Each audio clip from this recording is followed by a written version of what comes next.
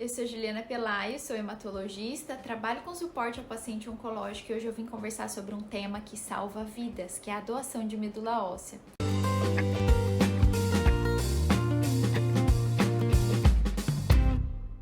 Você sabe como funciona a doação de medula óssea? Por que e como doar?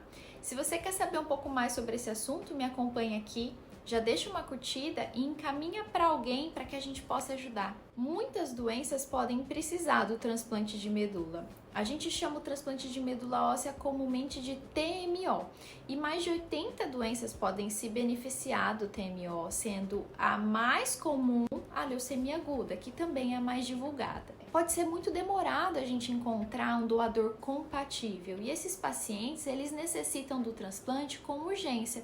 Por isso existe o REDOME. O que é o REDOME? É um banco, é um registro nacional de doadores de medula, onde aqueles que desejam ser doadores são inscritos e o seu cadastro é sempre atualizado.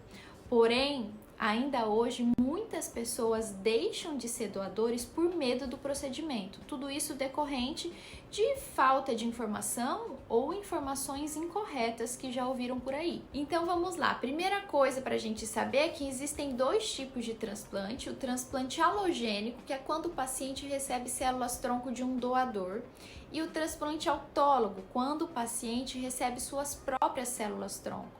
São procedimentos totalmente diferentes e as indicações de acordo com as patologias também. E o mais importante da gente frisar aqui é que o transplante autólogo, ou seja, quando o paciente recebe as suas próprias células, ele não substitui o transplante halogênico quando esse tem indicação de ser realizado. A segunda coisa é que o transplante vai depender do tipo de doador. A gente fala em transplante halogênico aparentado quando a gente busca e encontra um doador compatível ideal na família. Irmãos apresentam a maior chance de serem compatíveis entre si, em torno de 25%. E essa chance pode aumentar quando a gente fala de transplante haploidêntico, quando é 50% compatível. Mas, na maioria das vezes, não é possível encontrar esse doador na família.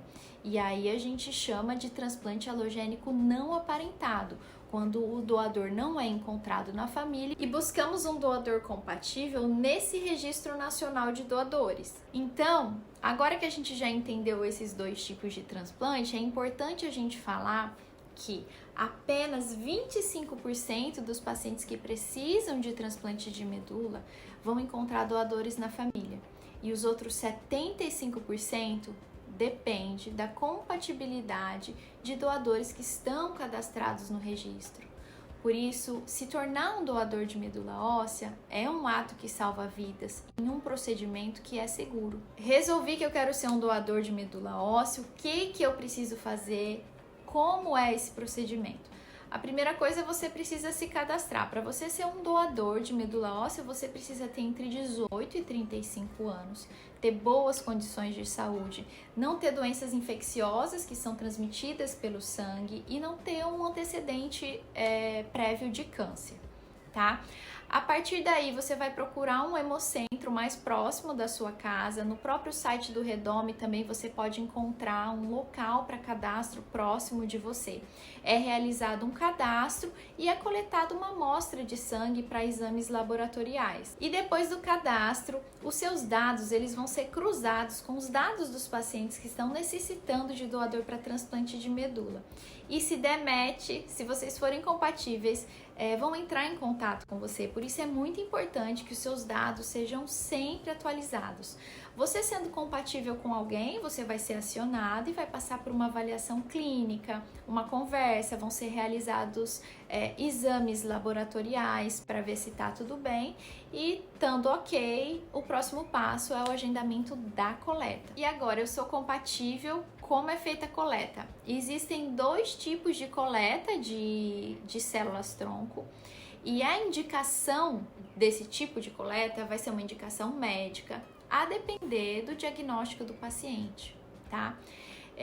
Eu vou mostrar aqui como é. O transplante de medula óssea evoluiu muito ao longo dos anos e hoje em dia a coleta de células-tronco frequentemente utilizado é essa que eu estou trazendo aqui, que a gente chama de coleta periférica. E como funciona esse procedimento? O doador vai receber uma medicação ao longo de 5 dias que vai estimular a produção das células-tronco na medula óssea, e essas células-tronco vão para a corrente sanguínea. E a partir daí o processo é bem semelhante como uma doação de sangue, através de um acesso periférico que a gente vê aqui. O sangue é retirado e filtrado nessa máquina de aférese, e aí as células-tronco são retiradas, que são coletadas numa bolsinha, e o sangue que não foi utilizado é devolvido para o paciente através de outro acesso, tá? Esse procedimento é um procedimento relativamente simples. Então, como eu estava falando, o procedimento pode levar de 2 horas até 4 horas, isso vai depender do número suficiente de células-tronco coletadas. É um procedimento seguro, tá? Não tem risco. O que a gente pode ter de efeito colateral é um desconforto devido ao uso da medicação para aumentar o número de células-tronco, pode apresentar um pouco de dor no corpo, dor óssea, semelhante a uma gripe. E o outro tipo de coleta é realizado diretamente na medula óssea através de punção nos ossos da bacia.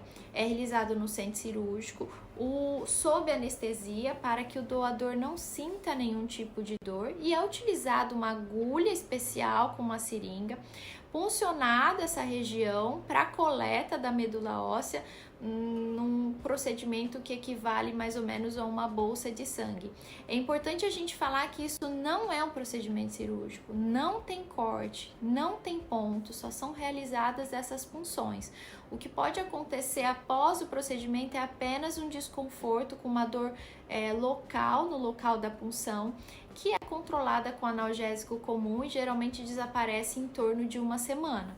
O médico que irá definir o tipo de coleta, isso vai depender do tipo de doença, do estágio, mas mais comumente é utilizada a coleta periférica, como eu falei anteriormente. Mas é muito importante a gente frisar que ambos os tipos são seguros, as complicações praticamente não existem, tá? A medula óssea se recupera muito rápido e o doador volta às suas atividades normalmente.